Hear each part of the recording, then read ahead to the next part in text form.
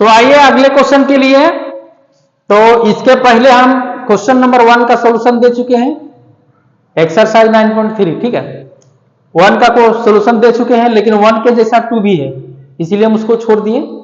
तो तीसरा नंबर का 1 का 3 क्या है, थोड़ा सा टेढ़ा है, इसीलिए इसको हम लिए हैं। और इसी के आधार पर इसी के जैसा 4 नंबर का भी बनेगा, ठीक है। तो सबसे पहले हम इसको 3 का हल करते हैं। तो आइए, क्वेश्चन क्या है, निकालना वही है निसर्धन और चक्रवृद्धि ब्याज, ठीक। तो 1000 का 1.1/2 वर्ष के लिए 8% वार्षिक दर से जब ब्याज वार्षिक संयोजित हो, ठीक। ब्याज क्या संयोजित हो रहा है, वार्षिक। तो कैसे निकालेंगे, इसमें तो पूर्णांक में है, सबसे पहले परेशानी इसी में होता है, तो इसको समझ लेना कि कैसे क्या करना है। तो सबसे पहले आइए जो दिया हुआ उसको लिखेंगे। P है 1000, P1 बोलेंगे इसको, आगे कहे कि P2 का जरूरत पड़ेगा इसीलिए। और R कितना है, R चेंज नहीं होगा, R वही रहेगा, ठीक है। और टाइम देखो यहां कितना है, 1 पूर्णांक मतलब 1.5 वर्ष इसको कहेंगे, ठीक है। 1.1/2, 1 वर्ष का पहले निकालेंगे, उसके बाद आधा वर्ष का निकालेंगे। टाइम यहां देखो क्या लेंगे, टाइम तो दिया हुआ है 1.1/2 वर्ष, ठीक है। लेकिन जब हम निकालेंगे ना, तो T1 जो लेंगे, T1 लेंगे 1 वर्ष, T1 लेंगे 1 वर्ष। उसके बाद T2 जो है, T2 लेंगे आधा वर्ष, ठीक है। और इसको कौन सा विधि से, पहली विधि से निकालेंगे। आगे चल करके हम सिखाएंगे दूसरी विधि, चक्रवृद्धि ब्याज निकालने का और निसर्धन निकालने का दूसरी विधि भी है, लेकिन ये पहली विधि है जो लॉन्ग मेथड है, ये भी लंबा थोड़ा बनता है। तो आइए, SI1 इक्वल टू होगा P1 into R into T1 bye 100, ठीक है। T1 टाइम है, वर्षों में होता है टाइम। P1 क्या है, 1000 रुपये, 1000। R क्या है, 8%, P कितना है, 1 बाय 100, 2 जीरो कटेगा, डायरेक्ट लिख देते हैं, 10 8 80, 80 रुपये क्या होगा, SI1 80 रुपये। अब आगे बढ़ेंगे, P2 क्या होगा, 80 जोड़ना है ना, P1 में से 80 को जोड़ना है, तो डायरेक्ट हम P2 लिख देते हैं 1080। P2 हो गया, यार तो वही रहेगा, T2 भी दिया हुआ है ना, चलो T2 दिया हुआ पहले भी लिखे हैं, तो अब डायरेक्ट हम निकालते हैं SI2 इक्वल टू क्या हुआ, यहां हम पहले बता चुके हैं कि क्या क्या करना है, सो हम डायरेक्ट लिख दिए हैं, 1000 है P1 और SI1 निकला 80 रुपया, तो 1080 रुपया हम डायरेक्ट लिख दिए, ठीक है। तो SI2 P2 into R1 into T2 bye 100, P2 कितना है, 1080, R कितना है, 8%, और T कितना है, 1/2 वर्ष, ठीक है। मतलब आधा वर्ष जिसको कहेंगे, हाफ ईयर, है ना, बटा 100। इसको कटिंग करना है, 1 0 कटिंग होगा,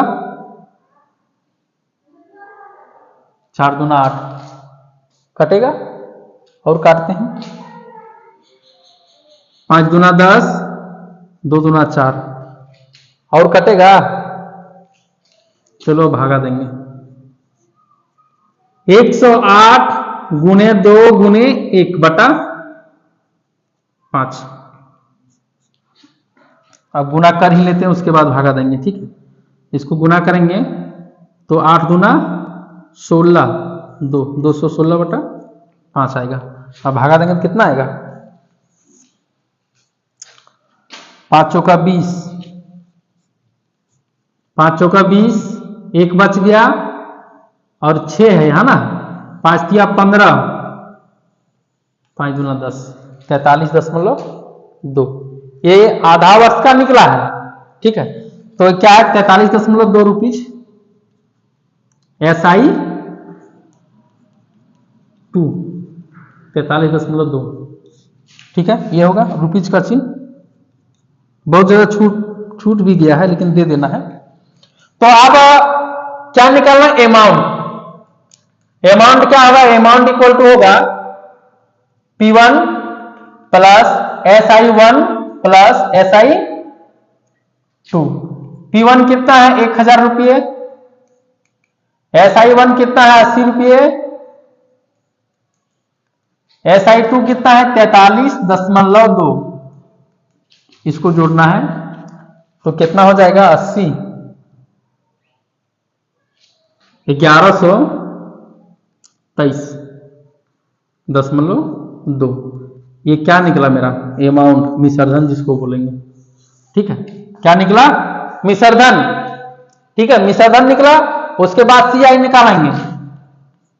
CI क्या होगा, CI SI1 plus SI2। SI1 कितना है 80 रुपीज है, प्लस SI2 क्या है 43.2। 8 4 12 130 और 123.2। ये क्या निकल गया CI, ठीक है। क्या निकला CI। तो ये जो बटा में रहता है ना पूर्णांक में, तो फिर बटा में रहता है, ज्यादातर पूर्णांक में ही रहता है, और एक तो रियल नंबर में रहता है, ठीक है। तो ये सब के लिए इसी तरह निकालना होगा। अगर बोल दे और यदि रहेगा ये, मान लीजिए ये 2 पूर्णांक 1/2, तब इसका कैसे निकालेंगे। तो एकक वर्ष करके 2 बार निकाल लेना, उसके बाद ये हाफ ईयर के लिए निकालना है, ये 3 बार होगा। एकक वर्ष के लिए 2 बार SI1 SI2 निकलेगा, उसके बाद आधा वर्ष के लिए SI3, तो तीनों को फिर एक साथ करना होगा। अगर 3 वर्ष के लिए बोला जाए तो 3 बार करना होगा, 4 वर्ष के लिए बोला जाए तो 4, मतलब जितना बोला जाए उतना बार इसको काम करना है, ठीक है। आगे चल करके इसका शॉर्ट में बताएंगे चक्रवृद्धि ब्याज और मिश्रधन कैसे निकाला जाता है, ठीक। तो ये समझ में आ गया होगा पूरा, इसी तरह निकाला जाता है। तो अगला जो क्वेश्चन है इसका 1 का 4, वो खुद को सॉल्यूशन कर लेंगे। उसका क्या है, हाँ 15,625 का 2.1/4 वर्ष, तो 2 वर्ष निकाल लेना पहले, एकक वर्ष करके 2 बार, ठीक है। उसके बाद तीसरा बार में क्या निकालेगा 1/4 वर्ष के लिए 16% वार्षिक दर से जब ब्याज वार्षिक संयोजित होता है तो उसको 3 बार काम करना होगा, एकक वर्ष करके 2 बार, उसके बाद 1/4 वर्ष का, ठीक। अब आगे है दूसरा नंबर का क्वेश्चन, निम्नलिखित प्रश्नों का कुल राशि मतलब मिश्रधन तथा चक्रवृद्धि ब्याज सूत्र का उपयोग से ज्ञात कीजिए, ठीक है। सूत्र का उपयोग करना है इसमें, और कौन सा, वो दूसरी विधि वाला, ठीक। तो ये समझ में आ गया होगा, तो लाइक सब्सक्राइब और शेयर करने के लिए ना भूलें, ठीक है। धन्यवाद आप लोगों को, पढ़ते रहिए और आगे बढ़ते रहिए।